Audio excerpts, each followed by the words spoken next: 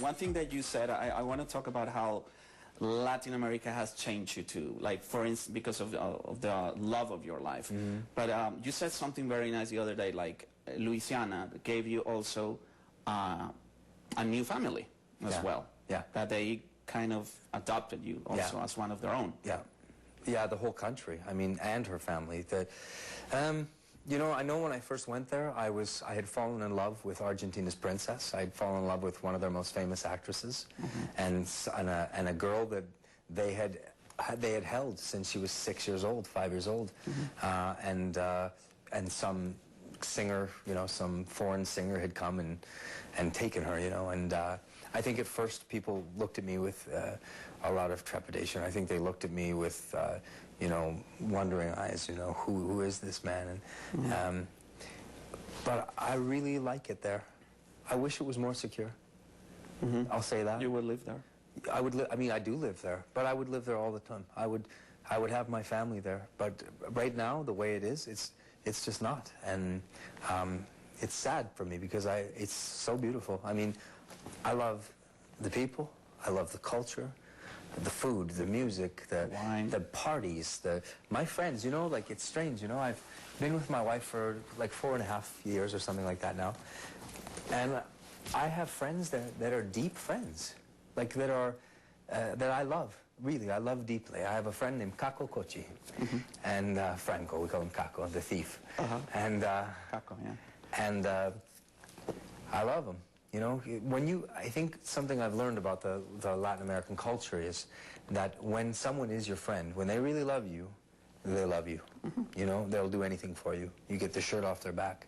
And so I've fallen in love with this culture, with these people, you know, and I'm proud. I want my kid to know this. I want my child to be raised as an Argentinian Canadian, you know. My child will speak both languages. And I know that's so important to my wife, you know. Of course. But definitely, I mean, I was welcomed with open arms by a beautiful family, a very tight family. The truth is, when I met my wife's family, it was like looking in the mirror because it was so similar to. It was igual, the same. But have you been influenced in all these years, 4 years that you said about Latin music? I know she likes a lot of Ricardo Montaner. Yeah, and she her likes wedding, Montaner. she was asking for that. I said, but you have a really good one next to you. Why you want Ricardo Montaner? But what about the crooners from Latin America, like Julio Iglesias, people like that? I just met his nephew yesterday. I love Julio Iglesias. I love Luis Miguel, Julieta Venegas. I think she's from Mexico. From Mexico. I think. Maná is a group that I've always, I mean, I think they're wonderful. She's introduced me to older stuff. I think Carlos Gardel. Tango. The tango, I thought was beautiful. But I'm learning more and more and more. I mean, every day. And I mean, I'm learning to speak more and more every day, too. Are you? It doesn't look like. ¿Por qué? A ver, te hago una pregunta en español. Sí, cool. Fácil, por favor. Sí, sí, fácil. Cuando tú hablas, despacio. Despacio, gracias. Okay. ¿Qué hiciste en tus... I'm not talking to you like a baby. No. Please do. ¿Qué hiciste en tus últimas vacaciones? ¿Aquí? No. ¿A dónde fuiste en tus vacaciones? What did you say? Where do you go to No, vacations? I said, what did you do during your last vacation? I thought you said where. Didn't you say... No, I said, ¿qué hiciste durante tus últimas vacaciones? No, I didn't say dónde. Oh, sorry. Dime qué hiciste en tus últimas vacaciones. What's the question again? What did you do your last vacation? Where did you go? What did you do? Vacaciones. ¿En serio? ¿En serio? La playa. Yo he comido mucho, tengo sexos, muchos sexos. Todo el día. Todo el día. Muchos bebés. Sí, muchos bebés. Sí. Okay. No. You know, my wife says that I can speak. I can't speak with you. She says I speak like a caveman. Like a caveman. She says, you talk like a caveman. And how is her English? Perfect. Yeah? Perfect. She's much smarter than me. This is because of love. Also that she no, learns I think my wife is just smarter than me. My wife is a smart girl. You know, like, I will sit there with her and I'll say, like, mi amor, ¿cómo se dice carpet en español? And she'll say, like, alfombra. And I will say, like, alfombra. And really, maybe 1 week later, I'll say like, oh, alfombra, you know. She will ask me, I mean, I'm trying to think of a word. You know, she'll say to me, like, I'll say, you know, she'll say, I'll be watching a TV show, and I'll say, oh, that was scintillating. And she'll say, mi amor, what is scintillating? What is that? And I'll say, scintillating, amazing, wonderful, incredible. And she'll say, oh, and really?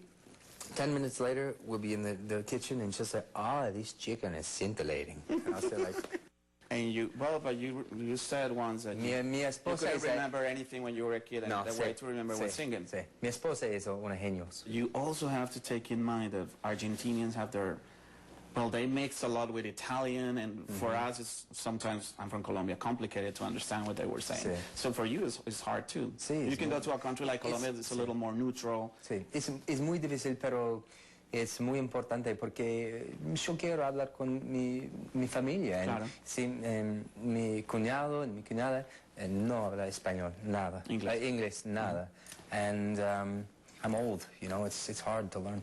Yeah, the older we get. I speak like a caveman, and then I get nervous. But I mean, I can get away with talking about easy. Well, we shouldn't promote alcohol here, but I think when I drink, have 3 tequilas, my English improves. Yes, yeah. Right? Yes. Borracho. So I know you have to go. Bublé borracho. No, I don't know borracho. You consciously like to step out or to disappear for a while between album and album because you want people to get a break from you? No. No. No, I need a break.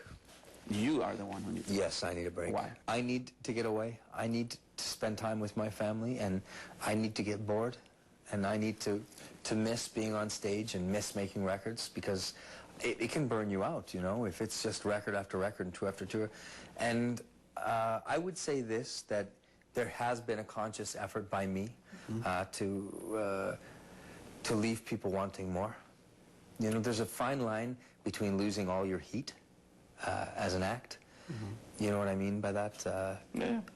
Because, you know, people forget about you very quickly. But at the same time, if you're overexposed and you're always in their face, they get tired of you, really. Why do I want another Michael Bublé record? We just had a Michael Bublé record. You know, it's the same in movies and stuff like that. People burn out. And I always thought, you know, Elvis Presley was my idol. And the reason I loved Elvis, really, one of my favorite things about Elvis was he never did an encore. I don't know if you know that. He never did an encore. You know what? He always left them wanting more. And I always thought that that was a very difficult thing to do. It took a lot of self-control and restraint, because the natural feeling that you have is to go out there and give them everything you have. And so I always thought that was really amazing, that he would somehow pull back and control himself. Because if there's one thing I believe is true in this business, it's that with no mystique, it's a big mistake. No mistake is a big mistake. Finally, it's such a shame, but I wanted to ask you, we're talking about to be loved, and are you ready for the biggest love of your life, which I think will be becoming a parent, having a son or a daughter? Are you ready for that? No. No. No, I don't even know what to be ready for. I've never changed a diaper in my life. It's going to be all new. I'm not even scared. I don't even know enough to be scared. I'm so excited. I'm so excited to know the feeling, you know. I know this much now, that I thought that I loved my wife before. And when she got pregnant, I loved her even more. And I imagine that with that much love, the feeling that I must have for this human being when he or she arrives will be massive, massive. You know, I can't imagine. You know, it's strange. You know, it's very dramatic, but I have so much emotion when I even speak about my wife. You know, but it's going to be strange. It all happens in one day. You know, this will present itself in one day. It will be so heavy, this moment for me, you know. I can't imagine how I'm going to feel. I really can't imagine. I can't wait. I can't wait to go through it all. The truth is, it's made my career much better. How? Well, because I don't care. I really don't. I mean, but you care about this baby. It's about to born the CD, the album. You know what? I'll be honest with you. The CD, I love it. I made it with love. I hope that people like it, but not like before when I would have been scared. Like, please, please, please, you know, please. It needs to sell 8 million copies. We need to sell it. Right now, I'm thinking like, I made a great record. You know what? If the people like it, that's awesome. That's icing on the cake. Okay. I know it sounds so strange, and I don't want to ever put down but I have bigger fish to fry, as they say. All right, well, thank you very much. Thank you, that was really nice talking to you. My pleasure. Llegamos al final de esta charla. Gracias por la sintonía de siempre. Y desde Hollywood los invito a un próximo escenario.